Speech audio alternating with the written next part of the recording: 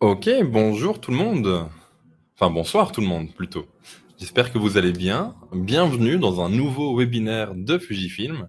Je m'appelle Pierre Boisseau et aujourd'hui on va parler du GFX 50S Mark II. Alors, juste avant de plonger dans le vif du sujet, petit point technique, juste prendre une minute. Est-ce que le son et l'image, est-ce que tout va bien chez vous? N'hésitez pas à me répondre dans le chat, histoire de pouvoir démarrer tranquillement et ne pas faire de bêtises.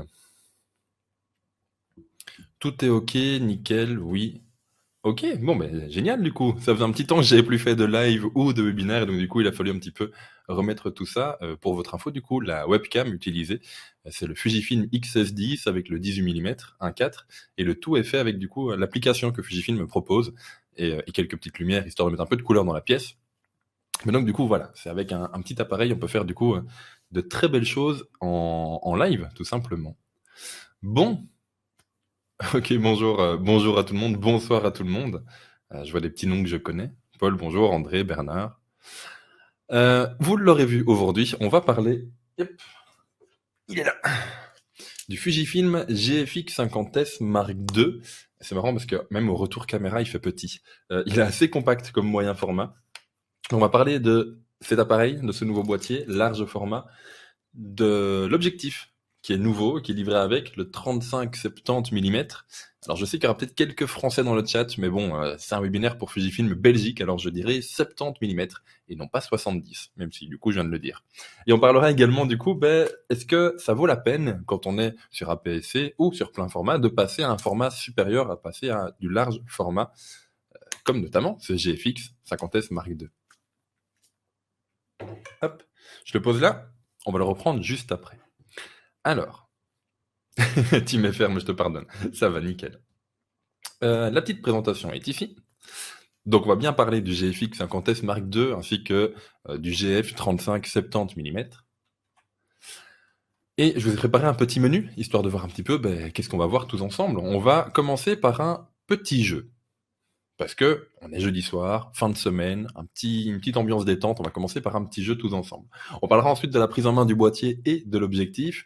On va analyser quelques photos faites évidemment avec ce large format. Je montrerai ensuite une petite vidéo parce que oui, pour celles et ceux qui ne le savent pas, qui ne me connaissent pas, je suis non seulement photographe de paysage, mais également youtubeur depuis maintenant 7 ans. Et je travaille en collaboration avec Fujifilm depuis un peu plus de 2 ans. Pourquoi choisir le moyen format qu'on appelle large format? On va également parler de cette dénomination-là. Pourquoi est-ce que la dénomination est occupée à changer? Et puis, si on a encore un petit peu de temps, je répondrai à vos questions, même si je prendrai le temps dans tous les cas de le faire. Normalement, on est ensemble jusqu'à 21h, mais je pense que si on dépasse jusqu'à 21h10, 21h15, ça ne devrait pas trop poser de problème. Bon, est-ce que vous êtes prêts pour un petit jeu? Le petit jeu est simple et je vais me permettre du coup de passer le PowerPoint en plein écran, car mon visage au final n'est plus vraiment important pour ce petit jeu.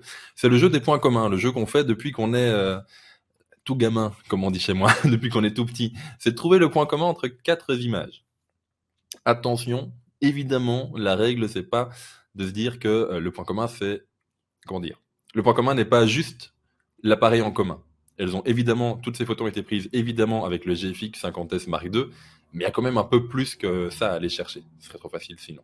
Bref, voici la première image. Je vous laisse quelques secondes histoire de bien la regarder. Donc le but c'est vraiment de trouver un point commun entre les 4 images. Voici la première. Voici la deuxième. Voici la troisième.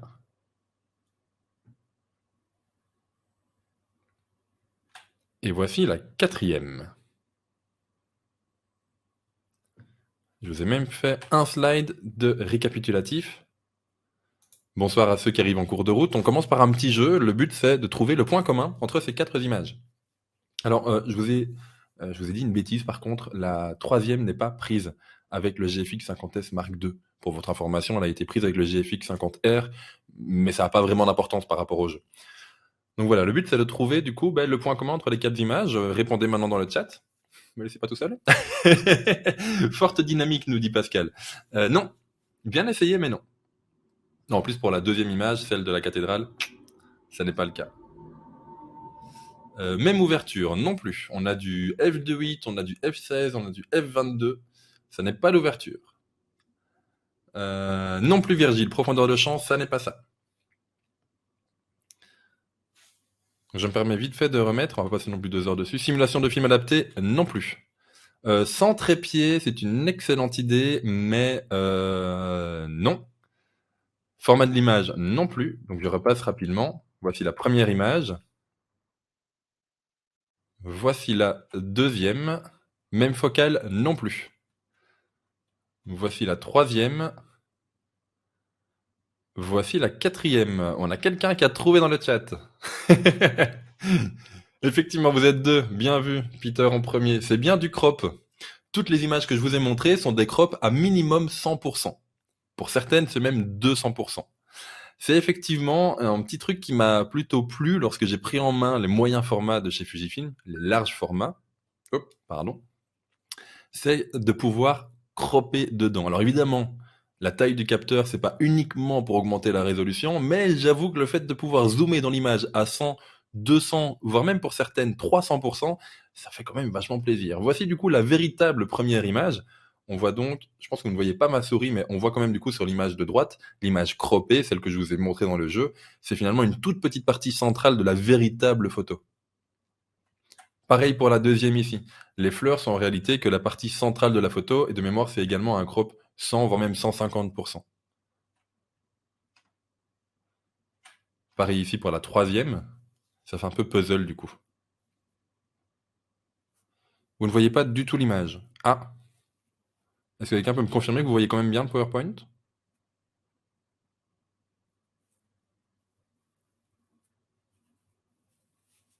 On voit tout ici, je vois. Ok, nickel, merci beaucoup. Et du coup, voici pour la quatrième image. Donc évidemment, on ne prend pas ce genre d'appareil uniquement pour faire du crop, on est bien d'accord. Mais ça n'empêche que c'est quand même un petit quelque chose en plus qui est vraiment sympa. Oui, c'est juste un simple recadrage, Daniel. J'ai juste ouvert Lightroom, j'ai mis en 100, 200 ou 300% pour ensuite aller isoler quelques éléments, et ça me permet avec une seule image photographiée de base de pouvoir retirer ensuite deux, trois images, un petit peu comme on ferait en vidéo finalement. Avec un plan en 4K, on pourrait venir prendre plusieurs plans en 1080p. Là, c'est pareil. Avec une image en 51 millions de pixels, 52 pardon, on peut venir prendre du coup quelques images de façon à pouvoir les reformer par après. Donc voilà. C'est un des avantages, bien évidemment, mais ça n'est pas le seul. Bon, on va commencer par la prise en main. C'est une prise en main, du coup, c'est un boîtier qui est totalement identique par rapport au GFX 100S qui est sorti en début d'année. La team Fujifilm vous mettra les dates dans le chat si vous voulez, parce que moi j'ai un petit peu oublié. C'est exactement le même boîtier. La seule chose qui change au final entre les deux, c'est la dénomination qui est sur le côté gauche. Bien évidemment, on a le 100S ou 50S Mark II. Il a vraiment une excellente préhension. C'est tous des avantages que j'ai déjà repérés sur le GFX 100S et qui fatalement, vu que c'est le même boîtier, reviennent sur ce 50S Mark II. Son écran est génial, ses connectiques sont vraiment très complètes et alors sa batterie tient énormément. C'est la même batterie qui était sortie avec le XT4, ce qui peut du coup avoir un énorme avantage si vous êtes déjà utilisateur en APS-C, notamment d'un XT4, de prendre ce moyen format, ça permet de n'embarquer qu'un seul jeu de batterie. On va repasser du coup ici sur la caméra, histoire de prendre ensemble ce combo. Voici du coup, une fois l'objectif replié, le GFX 50S Mark II avec son 35-70 mm. Et si je vous dis replié, c'est parce que pour l'utiliser, il faut le déplier ici à 35 mm. Ça reste vraiment très très très compact et il n'y a rien à faire. C'est vrai que c'est un petit peu plus gros fatalement qu'un XT4, mais ça n'empêche que ça reste très compact par rapport à ça, par rapport à la taille du capteur. C'est quand même dingue. Il n'y a pas si longtemps, et sans citer de marque, j'ai utilisé des réflexes et même des hybrides plein format qui sont plus gros et même plus lourds que ça. Et c'est pas du plein format, c'est encore plus grand. Donc ça, franchement, au niveau prise en main, c'est vraiment top. Le grip est juste super agréable parce que fatalement, le boîtier est un tout petit peu plus lourd et les objectifs sont quand même un petit peu plus encombrants par rapport à de la PSC comme on connaît chez Fujifilm. Je vous prends par exemple ici le 120 mm f4 macro en monture GF. Fatalement, il est un petit peu plus encombrant que si on prenait un équivalent sur APS-C. Mais donc du coup, ce plus gros grip nous permet vraiment d'avoir une très très bonne prise en main. Et je suis pas du genre à me balader avec une sangle. D'ailleurs, la plupart du temps, il est accroché à la bretelle de mon sac à dos avec l'attache Peak Design ici, de façon à l'avoir ici. Mais je me balade quand même très souvent avec le boîtier juste en main, et donc j'ai déjà fait des séances photo avec plusieurs heures le boîtier en main, et ça ne pose absolument pas de problème. Ça ne fait pas mal aux mains, et le grip est vraiment bien adapté. Ça va même, et c'est un tout petit détail au final, mais qui fait vraiment du bien, à cette petite encoche. Alors, je sais pas si on arrivera bien à la voir. Hop. Ouais. Mise au point ici, s'il te plaît, si tu veux bien. Ah voilà. Vous voyez la petite encoche juste ici, pour bien mettre son pouce. Ça paraît un détail, mais il y a beaucoup d'appareils qui n'ont pas ce genre d'encoche, et donc du coup, bah, au final, on se retrouve avec une douleur sur le côté du pouce qu'on n'a pas ici. Et en plus, sur cette encoche, on a le bouton Q, le bouton menu rapide, pour venir du coup bah, mettre tous les réglages personnalisés dans ce menu et ne pas à chaque fois aller dans les menus complets de l'appareil.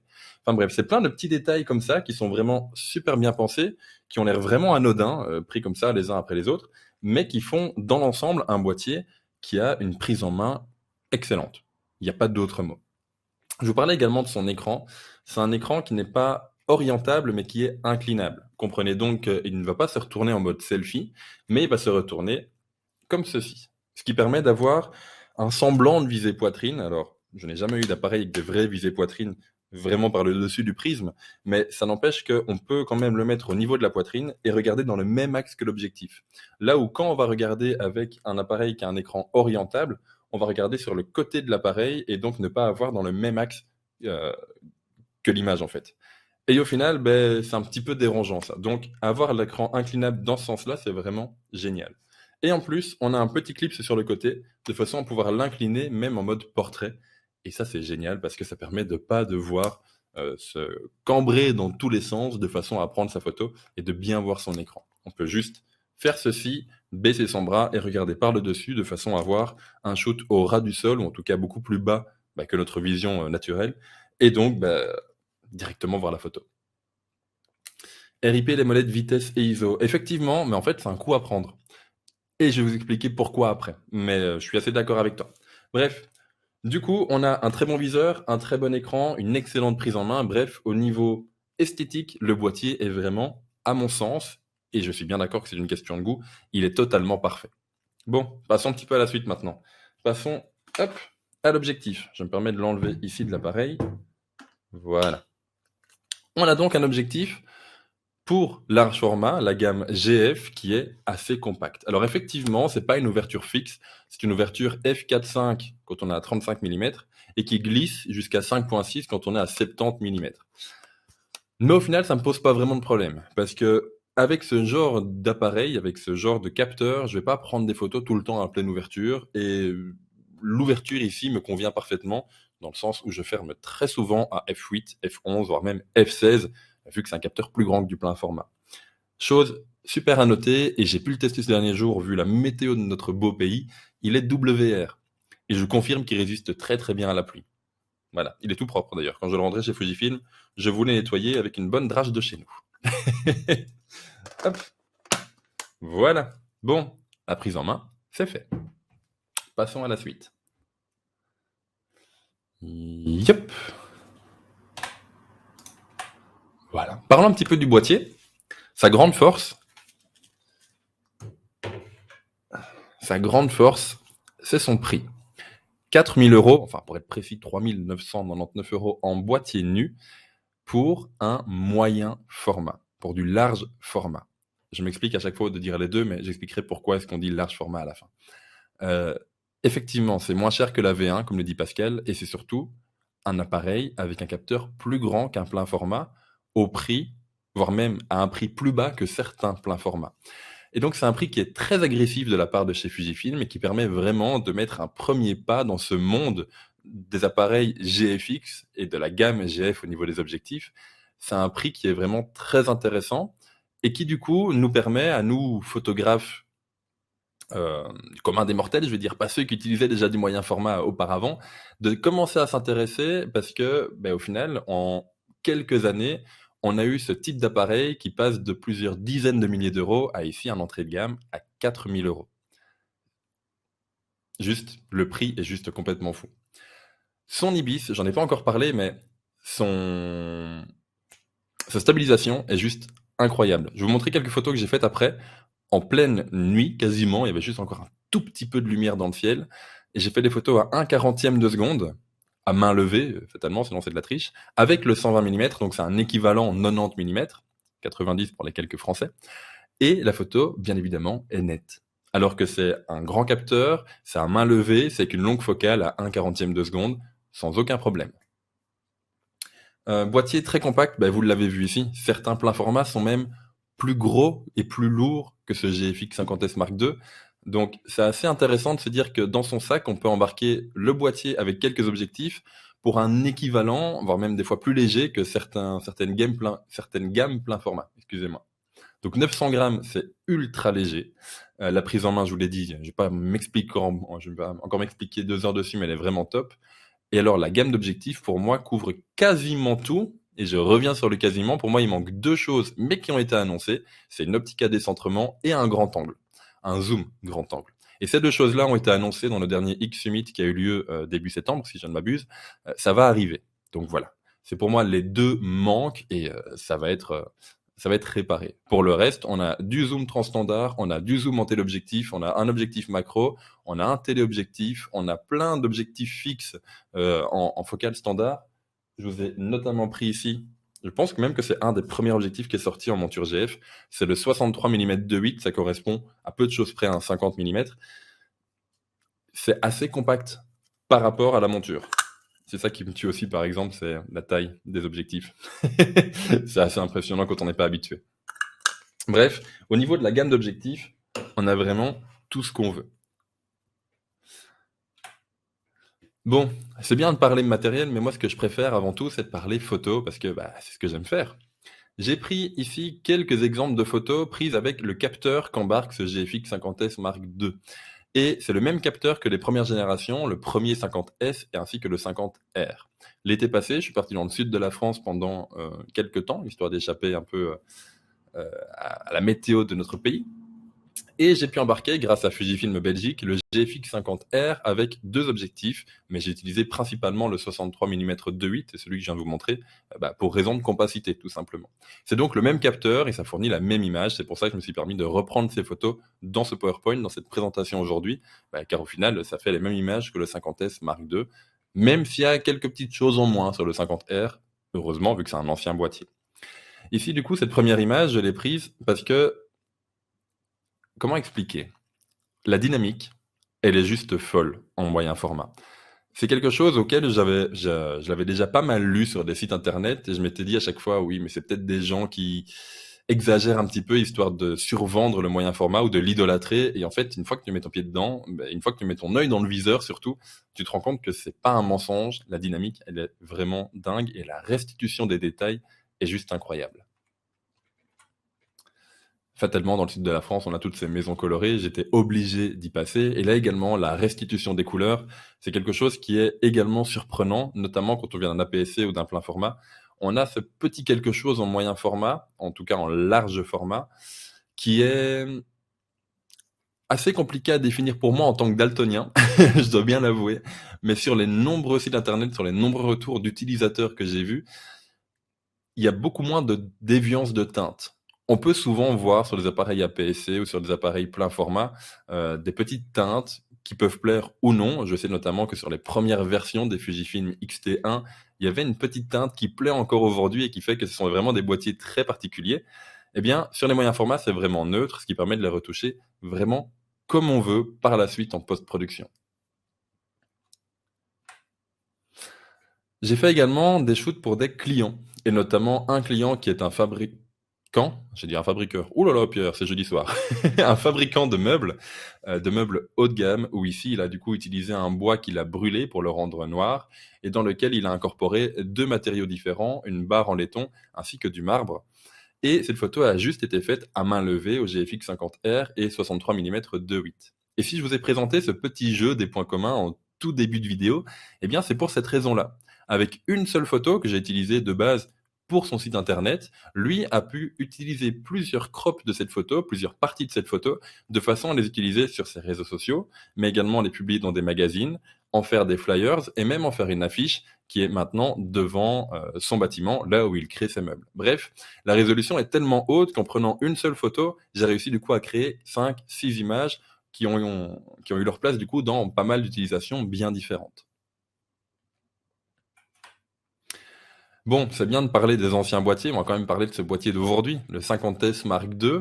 Toutes les photos que vous allez voir maintenant ont été prises avec le 35-70 mm et j'ai voulu commencer par celle-ci parce que, en plus d'avoir une focale qui est vraiment standard et qui du coup couvre un maximum d'utilisation, eh bien sa mise au point minimale est vraiment très sympathique. Il fait la mise au point minimale à 39 cm. Alors on fait pas de la macro avec ça, on est bien d'accord, mais n'empêche que pour dépanner dans quelques situations, ça fonctionne quand même très très bien.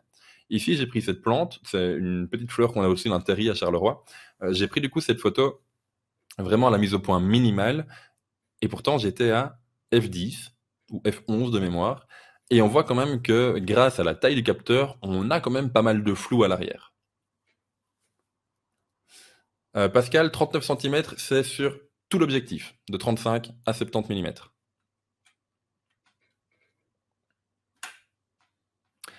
On a ensuite du coup cette photo-là qui a été prise également au même moment. De nouveau, 35-70 mm, ça permet de couvrir pas mal de situations. Ici, la photo était un tout petit peu recroppée, de façon à vraiment se concentrer sur la ville et sur les quelques derniers rayons du soleil.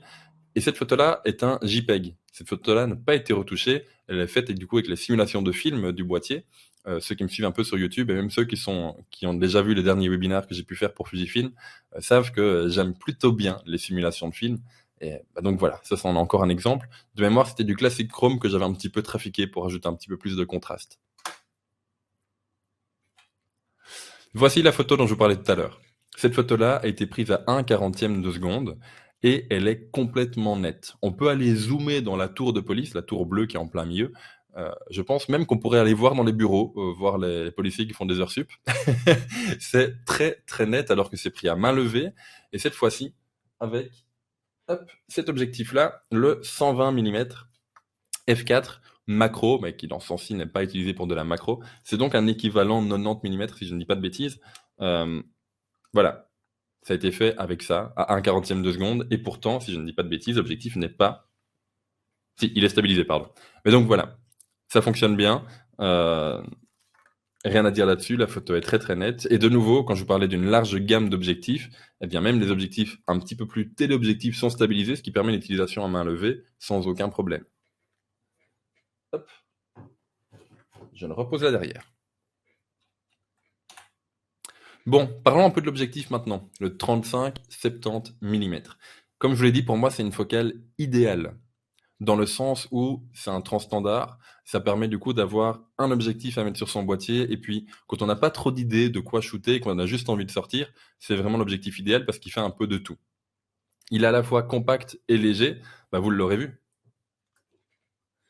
Je vous le remontre encore une fois, mais une fois replié, c'est plus petit, l'ensemble est plus petit que certains pleins formats. C'est ça qui est juste dingue.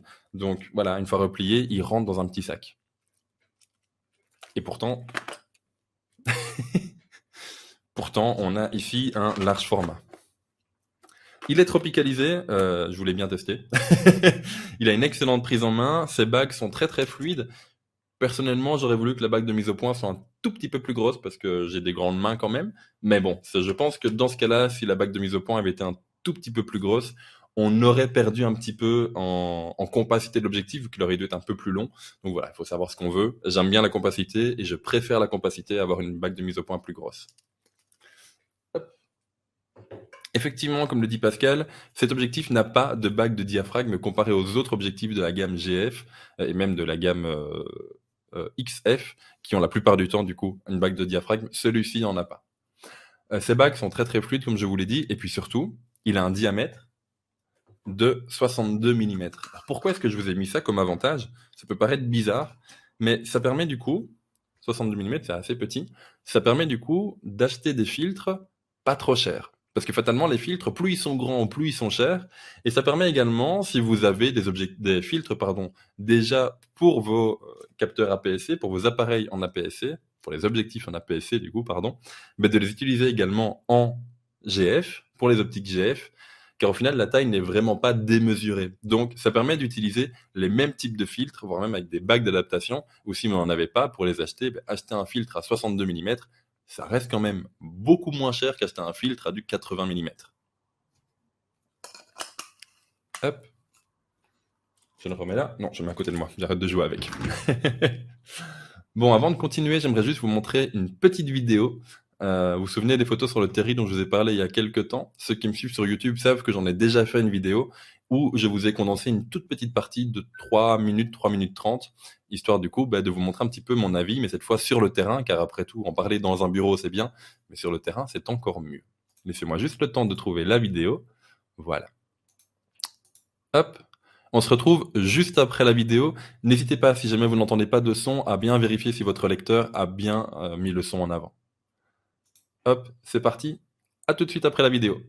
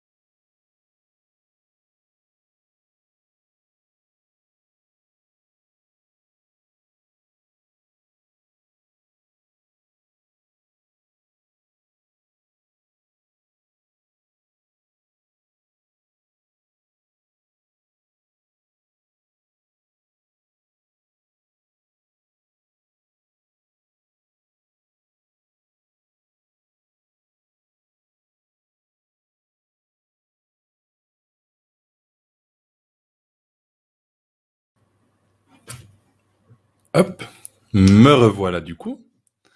J'espère que vous aurez aimé cette petite vidéo. Alors, elle fait partie du coup, c'est vraiment un résumé d'une plus longue vidéo, mais je comptais vraiment vous montrer un peu d'images prises sur le terrain, car après tout, c'est là où cet appareil a tout son sens, prend tout son sens. C'est vraiment sur le terrain que ça devient plaisant de l'utiliser et non pas ici en intérieur devant un écran d'ordinateur. Bref, est-ce que tout va bien du coup ici au retour? Le son est toujours OK? Ouais, c'est bon, nickel. Alors, on a parlé maintenant de ce boîtier. Vous l'aurez compris, je l'adore. Il n'y a pas d'autre mot. C'est vraiment un boîtier qui est excellent dans sa qualité d'image, dans sa dynamique, dans son piqué, dans l'aspect global de l'image. Et puis, il a son ratio qui est différent d'un APS-C. Ici, on est bien en 4 tiers et non plus en 3 demi. Ma voix est plus grave. Oh, peut-être. Hop. J'aimerais maintenant qu'on parle du large format. Et on va commencer par la dénomination. Pourquoi large format? Quand je suis arrivé chez Fujifilm et qu'ils m'ont parlé du GFX 50S Mark II, dans la discussion, j'ai évoqué plusieurs fois les mots moyen format et ils m'ont rattrapé plusieurs fois en disant maintenant on va parler de large format. Et là, au début, je vais être franc avec tout le monde, je pensais que c'était juste un argument marketing pour essayer de se démarquer un petit peu des autres marques. Avec le recul, je me suis dit que c'est vraiment une super bonne idée.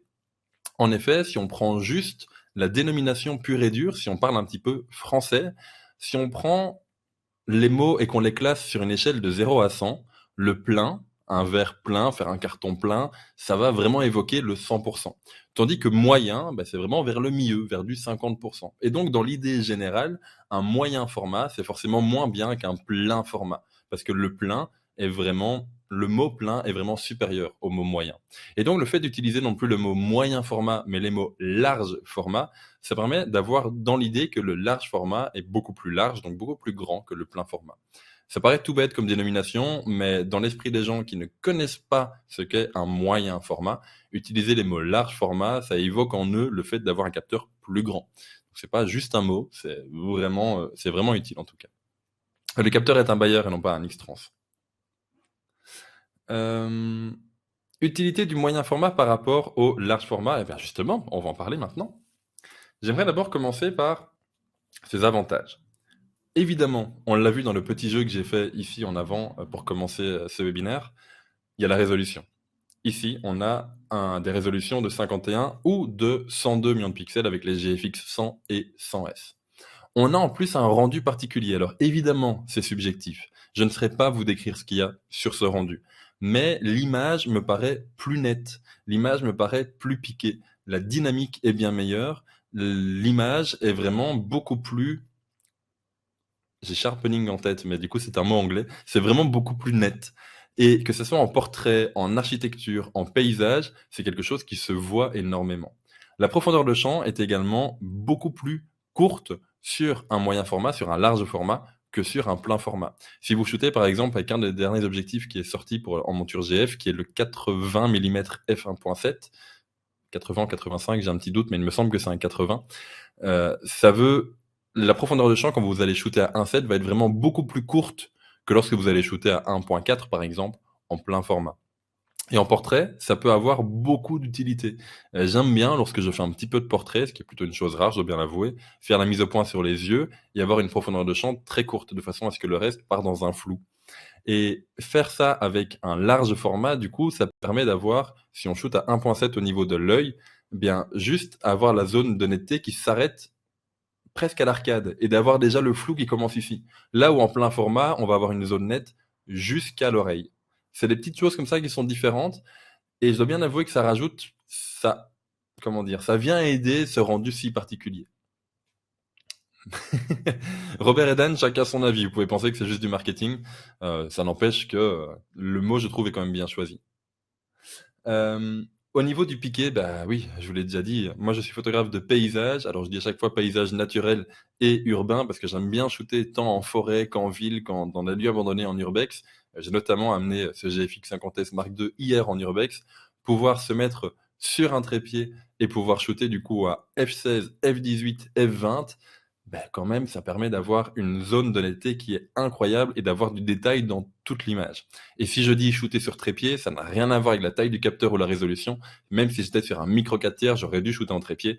Les personnes qui font de l'urbex sont très souvent au courant. Il y a des lieux d'urbex où, fatalement, il n'y a plus d'électricité et c'est assez noir. Donc, dans tous les cas, le trépied est obligatoire. Euh, Et la dynamique également. Je pense en avoir déjà parlé un petit peu au tout début, mais fatalement la dynamique est juste dingue dans ces boîtiers, que ce soit les premières générations que j'ai déjà pu tester l'été passé avec le GFX 50R ou ici du coup ce GFX 50S Mark II. La dynamique est vraiment vraiment excellente. Et j'ai été regarder du coup sur internet tout ce qui était avis négatif par rapport au large format. Et j'aimerais qu'on en parle un petit peu ensemble. Il y en a vraiment 4 qui sont ressortis. Et le premier, fatalement, c'est le prix. Il y a encore quelques années, pour un boîtier moyen format, sans parler même des objectifs, il fallait dépenser plusieurs dizaines de milliers d'euros. On était à du 15, 20, 30, des fois même 40 000 euros le boîtier. Ici, le prix est à 4 000 euros. Pour être précis, même 3 999. Et vous l'avez à ce prix-là. C'est le prix d'un plein format à haute résolution. Quand on regarde chez les autres marques, sans forcément les citer, on a des boîtiers plein format à haute résolution qui sont au-dessus de ce prix-là. Alors si vous voulez acheter un boîtier plein format à 50, 60, 68 millions de pixels, pourquoi ne pas regarder directement un large format qui aura du coup un capteur bien plus grand avec une zone de netteté plus grande? Bah après tout, ça vous coûtera le même prix et même des fois beaucoup moins cher. Deuxième point négatif, et ça, c'est quelque chose qu'on a souvent parlé, notamment avec la sortie de ce 50S Mark II, c'est son autofocus. Son autofocus, je dois bien l'avouer, je ferai pas du sport avec. Mais d'un autre côté, avec ma réflexion, c'est que j'embarquerai pas ce boîtier pour faire du sport. Chaque outil a une utilisation différente. Je reprends l'exemple d'un ami qui m'en a déjà parlé il y a quelques temps. Si je veux planter un clou, je vais pas utiliser une fourchette. C'est pas le même outil. Si je veux manger avec un marteau, j'aurais du mal à découper ma pizza, par exemple. Et ici, du coup, si je veux faire du sport, si je veux faire de l'animalier, le moyen format ne sera peut-être pas votre meilleur allié. Par contre, si vous voulez faire du portrait, si vous voulez faire de l'architecture, si vous voulez faire de la macro, de la reproduction, du paysage, de l'urbex, bah, le large format, dans ce cas-là, peut être vraiment génial. Alors effectivement, son autofocus ne va peut-être pas suivre les mouches en plein vol, mais d'un autre côté, quand je fais une photo de paysage, j'ai rarement un arbre qui s'en va de mon plan. Mon plan reste généralement très statique. Pareil en urbex. Pareil lorsque je fais du portrait. L'autofocus est justement là qui est qui est en tout cas suffisant pour suivre une personne. Eh bien, quand je fais du portrait, eh bien, du coup, ça me suffit. Il va vraiment traquer l'œil et je vais pouvoir faire ma photo sans trop me soucier de l'autofocus. Il va très très bien gérer ça de son côté. Donc voilà, à vous de voir quelle est votre utilisation, mais dépendant de votre utilisation, ce boîtier peut vous convenir. Troisièmement, on a la batterie. Effectivement, sur la plupart des moyens formats d'il y a quelques années, la batterie tenait pas énormément. Ici, je ne sais plus où je l'ai mise. Là. Le GFX 50S Mark II embarque les batteries de dernière génération de chez Fujifilm, celle qui est du coup dans le Fujifilm X-T4. Et ça permet de sortir 2, 3 heures, 4 heures, de faire 200, 300, 400 photos avec une charge de batterie. Et il faut savoir qu'en plus, moi, mes appareils, j'aime bien mettre la luminosité de l'écran et du viseur à plus 5, à 100%. Et donc, fatalement, ça va user la batterie un petit peu plus vite. Un peu beaucoup plus vite. Mais donc voilà, même en utilisant les plus gros paramètres possibles, eh bien, j'arrive à faire 400, voire même 500 photos avec une seule batterie. Donc, au niveau de l'autonomie, pour moi, c'est plus vraiment un problème non plus. Je vois que vous êtes occupé à discuter dans le chat. Je termine juste ma slide de PowerPoint et je viens réagir juste après. Et au niveau de la rafale, j'ai un petit peu la même idée que l'autofocus. La rafale est présente ici. Alors, j'aurais dû préparer un peu mieux ça parce que je ne sais plus combien le GFX 50S Mark II a d'images en rafale, mais parce que je ne l'utilise jamais. De nouveau, dans ma pratique, en paysage, urbex, je vais pas utiliser la rafale. Même lorsque je vais utiliser le boîtier pour faire un panorama, et ça m'est déjà arrivé du coup, mais je vais shooter image par image. Donc, 3 images secondes, merci Pascal. Donc voilà, la rafale, effectivement, n'est peut-être pas adaptée pour du sport, n'est peut-être pas adaptée pour de l'animalier, mais après tout, c'est la même idée que l'autofocus. Ce boîtier a des utilisations bien particulières. Et je me permets du coup de revenir un petit peu dans le chat, histoire de réagir un petit peu à tout ça.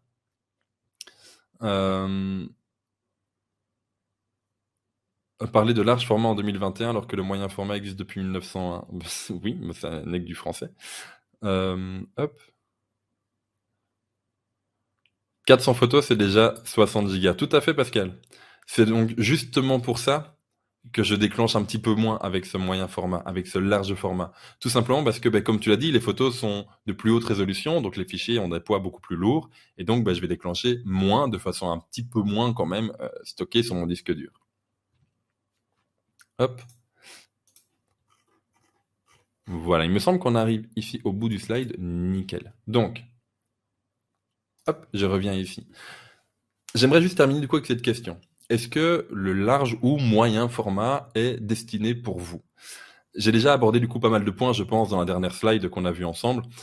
Pour moi, c'est un outil tout comme le micro 4 tiers, tout comme la PSC, tout comme le plein format, tout comme les lumières, tout comme les types de sac à dos. C'est un type d'appareil photo bien précis et qui n'est sans doute pas adapté à tout le monde.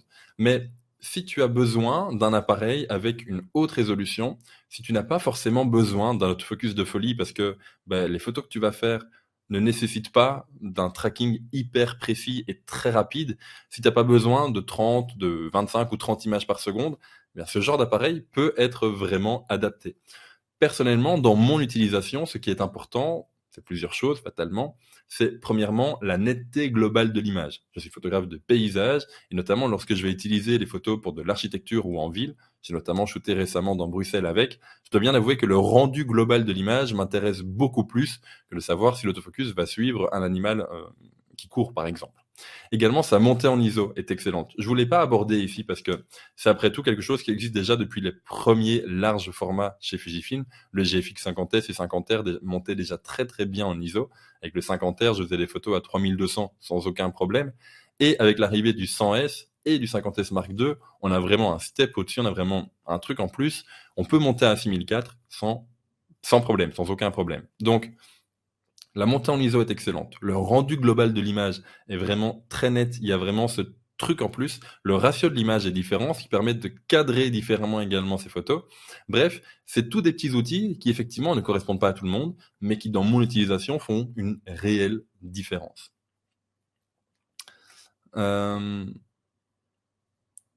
Yep. Au final, on n'est plus sur un appareil qui va souvent être mis sur un trépied, et si on veut faire de la photo événementielle, c'est pas l'outil le plus adapté. Alors, je me permets du coup de répondre à ça. Est-ce que l'appareil va souvent être mis sur trépied? Non. En tout cas, dans mon utilisation, de nouveau, non. Pourquoi je le mets sur trépied? Tout simplement, quand je suis en urbex, parce que quel que soit l'appareil, il n'y a pas assez de lumière. Mais dans toutes les photos que j'ai faites sur les terris, dans la vidéo que je vous ai montrée, c'est des photos qui sont faites à main levée. Et sans me soucier de la vitesse. Je suis descendu, comme je vous l'ai dit, à 1/40e de seconde. À ce moment-là, j'avais plus besoin de trépied. Ça a été fait à main levée en augmentant les ISO, c'est vrai, c'est là que je suis monté à 6400 et je n'ai eu aucun problème. Donc, est-ce que c'est un appareil qu'on va utiliser tout le temps sur trépied? Non, c'est un appareil qu'on va utiliser comme un autre, comme un APS-C, comme un plein format. Quand il y a besoin du trépied, fatalement, on ne sait pas faire sans, mais quand on n'a pas besoin, tu peux également t'en passer.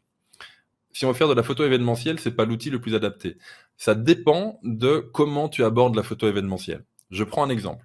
Lorsque j'étais photographe de mariage, c'est une activité que j'ai arrêtée il y a 2 ans, juste avant le Covid, j'abordais le mariage beaucoup plus sous la façon d'un reportage. Donc j'étais très réactif, je ne faisais pas poser les gens, et dans ce cas-là, effectivement, j'ai besoin d'un autofocus qui accrochait énormément. Je me souciais beaucoup moins du rendu, l'important c'était que la photo soit nette, quelles que soient les conditions, quelle que soit la vitesse de prise de vue. Et donc dans ce cas-là, l'autofocus est important. Donc j'ai dû choisir un boîtier avec un autofocus de compétition. Ici, dans ma pratique actuelle, l'autofocus, limite, je pourrais complètement m'en passer. Si j'avais un point de collimateur, ça me suffit, le point central, nickel, je fais mon autofocus dessus. Même si l'autofocus venait à prendre 5 secondes, ce qui n'est absolument pas le cas ici, mais ça me suffirait parce que mon sujet ne bouge pas. Donc, ici, ce qui est important dans ma pratique actuelle, c'est vraiment le rendu global de l'image. Donc, de nouveau, ce sont deux outils différents. Est-ce que l'AF des yeux trouve les yeux à l'intérieur avec une lumière moins que idéale? Oui. L'autofocus des yeux est comparable au Fujifilm X-T3 et 4. C'est à peu de choses près la même chose. Je n'ai pas calculé avec un timer précis à la seconde près, mais il le trouve en intérieur sans problème. Mais évidemment, quand il n'y a pas de lumière, il n'y a pas de lumière. Le 6x7 chez Fuji n'était pas du panoramique? Oui, d'accord. Ok, pardon, je ne vais pas rentrer dans votre débat à vous. Aucun intérêt pratique pour le sport, le meeting aérien, faudrait au moins de 8-10 images secondes. Dan, je suis totalement d'accord avec toi. Pour ça, dans la gamme Fujifilm, eh bien, il y a d'autres appareils qui vont être beaucoup plus pratiques pour ton utilisation. Différence de rendu par rapport à un X Pro 1 ou à un X100, c'est pas du tout la même chose, bien évidemment. Ici, on est vraiment du coup dans la FAQ. Bon, voilà, on a le temps de la faire. On n'est vraiment pas dans le même type d'utilisation. Le X Pro 1 ou le X100 est vraiment le boîtier de reportage que tu vas littéralement glisser dans ta poche et que tu vas sortir pour faire des photos en étant déjà discret. Alors, il est de plus en plus compact. Hop. On va quand même se l'avouer, il est très compact, mais ça n'empêche que ça reste fatalement plus gros qu'un APS-C. Donc voilà, c'est quand même pas la même utilisation. Mais pour se recentrer un peu sur le sujet du jour, le GFX 50S Mark II, c'est vraiment un boîtier qui est très intéressant quand tu prends le temps de shooter et même quand tu as besoin d'aller un petit peu plus loin, même quand tu te dis ok, c'est un large format, mais j'aimerais quand même un petit peu le maltraiter dans le sens où je vais aller faire des photos un peu en action avec lui. Il sait suivre le rythme. Donc c'est vraiment un appareil euh, qui est très surprenant au final.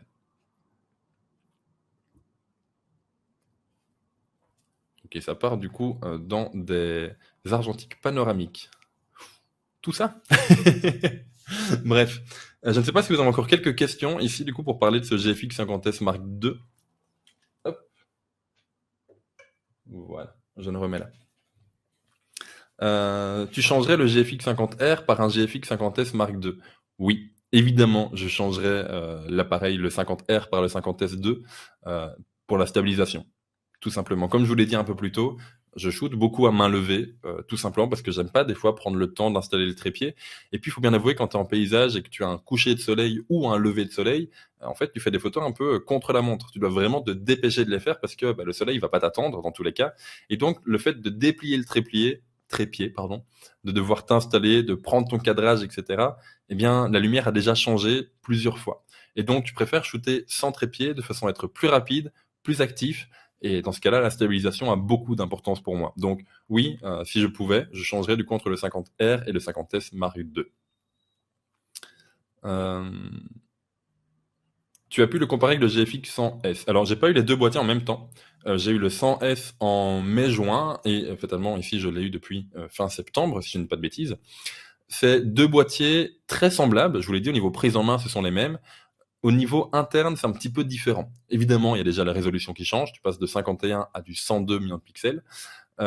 Et tu as également dans le 100S une rafale qui est supérieure, tu as un autofocus qui est encore plus précis et plus rapide, donc il y a vraiment cette différence entre les deux. Mais fatalement, le 100S est plus cher que le 50S Mark II. C'est vraiment deux boîtiers qui sont comparables en termes de prise en main, mais qui sont pas comparables en termes de, d'intérieur, si je peux dire ça comme ça, en termes de capteur. La vidéo, c'est la grosse différence entre les deux. Effectivement, on n'a pas abordé la vidéo, c'est un choix que j'ai fait dans ce PowerPoint parce que dans ce 50S Mark II, on a que de la 1080p. Alors, j'ai été un petit peu dérouté lorsque j'ai vu l'annonce. Je me suis dit, mais c'est quand même bizarre qu'en 2021, il n'y ait pas de 4K dans ce boîtier. Et puis au final, j'aurais pris un peu ma réflexion de chaque utilisation à son outil. Et c'est vraiment ça. Si je devais faire de la vidéo aujourd'hui, et quand j'en fais, je vais pas utiliser ce type d'objectif. Je vais pas utiliser ce type d'appareil, pardon. Parce que déjà, les objectifs ne sont pas pensés pour faire de la vidéo. Et puis même, l'appareil n'est pas du tout pensé pour faire ça. Je préfère utiliser ici mon XS10, qui est un boîtier qui est beaucoup plus compact, ou lorsque j'ai besoin de shooter pour un client et d'avoir du coup un boîtier avec une plus grosse autonomie, des codecs un peu plus costauds et de la 4K 60 notamment, je vais utiliser le XT4, qui est juste ici. Et en plus, du coup, je peux le gripper, ce qui me permet d'avoir deux batteries en dessous, une dedans, trois batteries, donc l'autonomie est juste folle, et ça assure une meilleure prise en main. Donc vraiment pour la vidéo, effectivement, ce 50S Mark II en est presque dépourvu. On a quand même une bonne 1080p, il faut se l'avouer, mais ça ne reste que de la 1080p. Mais c'est pas un boîtier qui est pensé pour faire de la vidéo. Comparé aux boîtiers APS-C chez Fuji, qui sont vraiment, pour les derniers en tout cas, très très bien adaptés pour faire ça. Voilà. Ok, il reste 10 petites minutes du coup, avant de se quitter. Donc, je vais regarder sur DP Review. Ok. Avant de se quitter du coup, effectivement, c'est un boîtier large format. Alors, je sais que dénomination a fait un petit peu, fait un petit peu débat dans le chat. Mais au final, le nom, on s'en fiche. C'est pas avec ça que tu fais des photos, c'est avec l'appareil. Et l'appareil, énormément, a énormément de qualité. Sa compacité est juste dingue, mais voilà, on le savait déjà, c'est le même boîtier que le 100S. Ce qui est vraiment dingue ici, c'est la sortie de ce 35-70 mm qui est pour moi très surprenant dans le sens où je ne pensais pas avoir un objectif de kit, et je mets des guillemets dessus, que j'expliquerai juste après, sur la monture GF. Pour moi, un objectif de kit de base, c'est un objectif qui était pour accompagner le boîtier, pour découvrir le boîtier, mais qui était quand même pas foufou. Eh bien, au final, ce 35-70 mm, c'est un objectif GF avant tout. Et c'est vrai que je lui reproche également un petit peu son absence de bague de diaphragme. J'aurais bien aimé l'avoir, parce que j'aime bien ce petite chose-là. C'est une prise en main que j'aime bien. Mais ça n'empêche que sa qualité optique, pardon, est vraiment excellente, même si c'est un objectif de kit. Tu allais parler du manque des molettes vitesse et ISO. Merci Pascal. Bien vu. Ce que j'aime bien dans ce boîtier, qui était déjà présent également dans le 100S, c'est l'écran qui est au-dessus. Alors, ce que j'aime bien de base en passant chez Fujifilm, je viens d'une autre marque il y a 2 ans et je suis passé sur le XT4, c'est la présence des molettes vitesse, ISO et de la bague de diaphragme. Et ça me permet du coup d'avoir en quelques clics, et littéralement des clics de bague, vitesse, ISO et le diaphragme que je souhaite, et même de le régler sans devoir allumer l'appareil. C'est toutes des petites choses, c'est une prise en main assez différente, c'est un fonctionnement différent par rapport à un truc plus générique comme ici. Mais donc ici, le fait d'avoir l'écran qui est très gros en fait au-dessus, attendez, je vais bien le mettre avec la lumière. Voilà, l'écran qui est juste là, qui est assez gros au-dessus, et d'avoir des molettes qui tombent plutôt bien, ça permet de pouvoir régler un petit peu comme les molettes qu'on a sur un XT3, un XT4, c'est assez différent. Cet écran-là, justement, on peut afficher absolument ce qu'on veut dessus. Moi, ce que j'affiche ici, du coup, c'est la vitesse, le diaphragme, l'ISO, et puis quelques petits modes en dessous, histoire de me rappeler comment l'appareil est configuré. Mais tu peux également choisir, et je pense que j'ai enlevé ici le... Ouais. Tu peux également choisir d'afficher par exemple l'histogramme. Tu peux avoir tout le temps l'histogramme ici, ce qui permet, si tu regardes ton appareil par le dessus, fatalement, de voir comment est la dynamique de ta scène, comment est ta scène et est-ce que ta photo va être bonne ou pas. Donc voilà, tu peux vraiment paramétrer cet écran-là comme tu le souhaites. Euh, à part la résolution, quelle est la différence par rapport au GFX 100S? Il me semble en avoir parlé un petit peu au-dessus. Tu as évidemment la rafale qui est un petit peu moins bonne, l'autofocus qui est un tout petit peu plus lent. Sincèrement, la différence est pas folle. Et du coup, la vidéo, qui est une belle différence par contre entre le 100S et le 50S Mark II. J'ai vu notamment au-dessus un petit commentaire qui parlait, voilà, avec le Blackmagic RAW, est-ce que le GFX 100S n'est pas pour la vidéo? Si, évidemment. Mais c'est pas pour moi, à mon sens en tout cas, c'est pas pour le même type de vidéo que je ferais qu'un XT4. Euh, Quand je fais de la vidéo, je shoot seul, euh, avec du coup un gimbal, avec un boîtier, avec une optique. J'utilise d'ailleurs très souvent l'autofocus parce que je vais pas, je veux dire, j'ai que 2 mains et j'ai qu'une tête. C'est-à-dire que je me concentre sur mon cadrage et sur mes pas de façon à pouvoir avoir des mouvements assez fluides. Je vais pas encore en plus avec la main gauche commencer à penser à prendre une roue pour gérer l'autofocus manuel, du coup, dans ce cas-là. Donc, j'utilise beaucoup l'autofocus. J'utilise souvent, en fait, les simulations de films en vidéo qui sont excellentes. L'Eterna et le Bleach Bypass sont juste dingues en vidéo. Donc voilà, c'est pour moi beaucoup plus adapté. Tandis que si je prenais la GFX 100S avec un Blackmagic, mais du coup, ça permettrait peut-être d'avoir une qualité un peu supérieure, mais ça obligerait du coup à prendre quelqu'un d'autre qui ne vérifierait que l'image pendant que je fais autre chose avec le boîtier. Peut-être les mouvements de caméra, des choses comme ça. Donc ouais, la vidéo, la rafale, l'autofocus change pas mal. Le large format, ça agace les aficionados du plein format, peut-être. J'ai l'impression que les C1, C6 vont m'être utiles vu que je joue avec les simulations de films, voir des recettes, un avis. Je ne sais pas si tu as vu mon dernier webinaire du coup que j'ai fait avec Fujifilm. Je pense que c'était en juin si je n'ai pas de bêtises. Je suis fan des recettes de simulation de films chez Fujifilm. J'en fais énormément. J'en ai d'ailleurs dévoilé quelques-unes sur ma chaîne YouTube. Et j'utilise également l'application Fuji X Weekly, qui du coup est un condensé de toutes les recettes que les gens créent et mettent en ligne avec les aperçus d'images qu'ils créent avec. Et effectivement, avoir cette molette de C1 jusqu'à C6, ça permet d'avoir 6 recettes d'enregistrer dedans. Et pour moi, c'est totalement suffisant. J'en ai 2 en noir et blanc et 4 en couleur, 2 chaudes, 2 froides. Donc du coup, c'est vraiment très très varié. C'est vraiment chouette. Euh, C'est la photo à la carte, ouais, c'est vraiment ça. C'est peut-être mieux d'utiliser le zoom grand angle que ce standard. Alors, il n'y a pas encore de zoom grand angle. Le zoom le plus grand angle, si je ne dis pas de bêtises, c'est le 32-64. C'est une ouverture f4, mais ça n'est pas le même prix, ni la même compacité, ni le même poids, en fait. Donc, c'est vraiment un choix à faire. Effectivement, le 32-64 doit être plus qualitatif, mais bah, il est plus lourd, il est plus cher, il est moins compact. Donc, à toi de voir un petit peu. Il y a le Wi-Fi sur l'appareil, correct. À quoi ça sert réellement, géotagging? Est-ce que c'est possible? Alors, à quoi ça sert le Wi-Fi sur l'appareil? Moi, en tout cas, ça me sert à transférer une photo quand je suis sur le terrain sur mon téléphone pour la partager sur les réseaux. Alors, évidemment, je ne télécharge pas le RAW du boîtier moyen format sur mon téléphone. Sinon, je pense que mon téléphone exploserait tellement le processeur va tourner. Même si je pense qu'il y a moyen de le faire actuellement. Mais ça me sert juste vraiment à avoir un premier aperçu pour partager sur mes réseaux. Mais tu peux également géotaguer. Il me semble qu'il y a moyen de le faire. J'avoue que ne l'avoir jamais fait, mais il me semble qu'il y a moyen, en tout cas, d'ajouter du coup la localisation aux photos prises avec l'appareil. 32 64 F4. Donc, Je ne sais plus qui parlait. Eric, c'est ça? Il vaudrait peut-être mieux utiliser le zoom grand angle que ce standard. À voir. Moi, je trouve que ce standard est vraiment très très bon pour avoir un zoom et puis peut-être l'agrémenter de un ou deux fixes. Je sais notamment qu'il y a le 23 mm f4 qui est un équivalent 18 et pourquoi pas du coup une longue focale du style du 120 mm ou du 110 également qui existe. Ça permettrait d'avoir deux fixes aux deux extrémités et d'avoir le zoom entre les deux. Ça peut être un chouette trio d'objectifs. Pourquoi pas, mais il y en a évidemment plein d'autres à faire. Quid d'adapter des objectifs EF sur GFX? J'ai lu que c'était possible, j'ai vu que c'était possible sur plusieurs sites internet, mais bien évidemment, n'ayant pas d'objectif EF, je ne l'ai pas fait.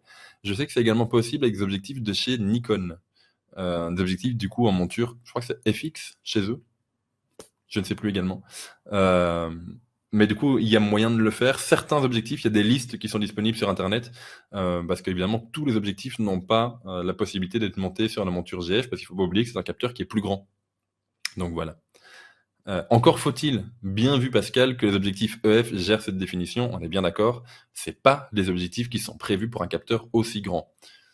Et il faut bien penser également que vu que ça n'est pas pensé pour ça, bah, les coins de l'image, les bords de l'image risquent vraiment d'être mous. Donc voilà, je fais du paysage, j'ai pas envie que les bords de l'image soient mous, j'ai envie que ce soit net partout. Et pour ça, les optiques GF sont juste magiques. Le géotagging fonctionne très bien avec l'appli quand elle tourne en même temps, c'est une des fonctions qui fonctionne sur l'appli. Bon ben voilà, merci bien. Euh, Les objectifs Fuji ont un rapport qualité-prix incroyable. Je suis totalement d'accord avec toi, Pascal, et je pense que c'est la dernière question de ce webinaire. Il me semble qu'on va s'arrêter un petit peu après. Les objectifs Fujifilm, même si il a appelé comme un objectif de kit, je repense à ce 35-70 mm, ça reste un objectif GF qui a une qualité qui est vraiment très très bonne. Donc effectivement, c'est un objectif avec une ouverture variable, mais là où dans les autres marques, un objectif à ouverture variable signifie un objectif de moindre qualité, ici c'est pas le cas. Ici, c'est vraiment pas le cas. Même si c'est un objectif qui est moins cher que les autres, du coup, tant mieux pour notre portefeuille, même si c'est un objectif avec une ouverture variable et qu'on appelle un objectif de kit, c'est un objectif qui reste très très bon. Donc voilà, pour moi, c'est vraiment l'objectif à avoir pour rentrer dans ce monde des boîtiers GFX, dans ce monde du large format chez Fujifilm. C'est un chouette couple GFX 50S Mark II et 35-70 mm. C'est pour moi un très très bel ensemble, en tout cas pour rentrer chez eux.